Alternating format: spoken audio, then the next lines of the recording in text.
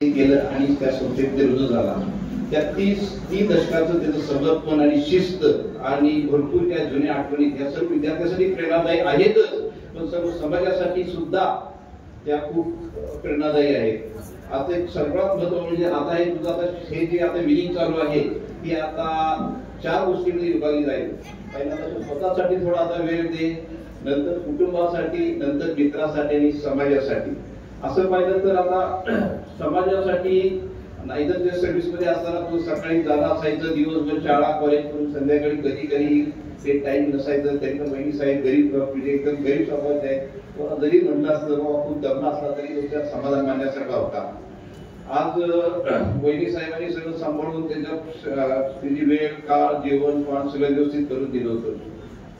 परंतु आता विठ्ठल तू आता ह्या स्टेजला आहे, आता तुझ्याकडे विद्यार्थी नसणार आहे, बेंच नसणार आहे, फक्त तुझ्या शिक्षकी पेशा असल्यामुळं तू आता सर्व नातवंडाला गणितीचा प्राध्याय हे असल्यामुळे तुला गणिती शिकवण्याचं नातवंडाला तर तुझा वेळ जाईल. आता पेपर तपासणं तुझ्याकडून नसणार आहे, परंतु मस्त मी असंच किंवा झोपाळ्यावरती बसून गाणी म्हण, कविता लिही, तुला आता भरपूर वेळ आहे. आता सर्वात महत्त्वाची आता काही शाळेची घंटा नसणार आहे, पण घरातली घंटा नक्की असेल एवढं लक्षात. आता तुझं निरीक्षण फक्त वेळेवरचं चहा जेवण आणि बागेत काय असेल मशागत नातवंडाबरोबर मोबाईल खेळतात काही असं मला वाटतंय.